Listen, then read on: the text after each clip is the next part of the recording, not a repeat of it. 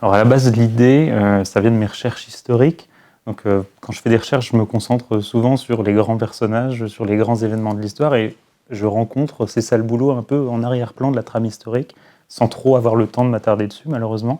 Donc là, l'idée du livre, c'était pour une fois de braquer la lumière sur eux, de faire sortir tous ces anonymes des limbes un peu de l'histoire et de pouvoir aussi mettre en parallèle, mettre en perspective nos combats aujourd'hui pour, contre la précarité, la pénibilité du travail, et mettre en perspective de l'histoire et ce qu'étaient des sales boulots avant. Il y a un métier qui m'a surpris, en particulier celui qui m'a le plus étonné, c'est l'ermite de jardin. Donc c'est une profession qui est apparue en Angleterre georgienne au XVIIIe siècle.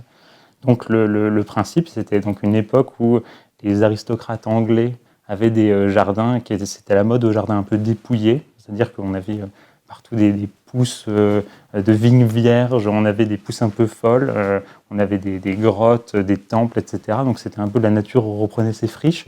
Les Anglais, les aristocrates anglais, pour authentifier un peu le décor, ils ont décidé de recruter des gens pour le faire habiter les grottes, entre guillemets. Donc c'était en quelque sorte un nain de jardin, version humaine, version vivante, qu'on allait recruter. On allait demander à quelqu'un de venir habiter pendant des mois sur un manoir, sans avoir accès aux différentes commodités, mais simplement d'errer comme ça dans le parc, de préférence en se laissant pousser les cheveux, en se laissant pousser la barbe et en ayant pas mal de liberté quant à son hygiène corporelle, on va dire, c'était souvent comme ça.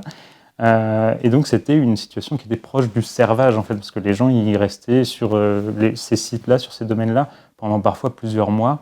Et certains d'ailleurs ont fugué, on les retrouvait au pub après quelques semaines de service. Il y en a un qui est assez rigolo, je trouve, et qui vient aussi de l'Angleterre, 16e, 17e siècle, c'est le chapelier. Parce qu'on a tous entendu parler un peu du chapelier fou de Lewis Carroll, dans Alice au Pays des Merveilles. Et ce personnage-là, il utilisait des décoctions à base de mercure pour confectionner ses chapeaux. Okay, donc le mercure, ça avait des propriétés extrêmement toxiques, évidemment, ce dont on ne se rendait pas compte. Et comme ils étaient tout le temps, les chapeliers, penchés sur ces préparations-là, ça leur montait au cerveau, ça leur faisait tomber les dents, ils devenaient un peu fous. Et l'expression est passée dans le langage anglais « mad as a hatter », fou comme un chapelier, et ça a donné naissance au personnage du chapelier fou. Ce dont on se rend compte à travers l'étude de tous ces sales boulots, c'est qu'ils furent des étapes nécessaires à l'avènement d'une science ou d'un savoir-faire. C'est-à-dire qu'on ne peut pas comprendre où vient le pharmacien sans être passé par l'apothicaire médiéval, par exemple, ou le chirurgien actuel sans être passé par le barbier du Moyen-Âge. Donc on se rend compte, même si beaucoup de ces métiers sont avilissants, sont sales, sont difficiles, qui furent vraiment nécessaires à ce qu'on puisse aboutir à un vrai savoir-faire et qu'il fallait se salir les mains à la base pour avoir les métiers qu'on a aujourd'hui. Et ça jette aussi une passerelle sur l'avenir en disant quels seront les sales boulots qu'on considérera demain, alors qu'on pratique aujourd'hui et que demain on taxera de sales boulots.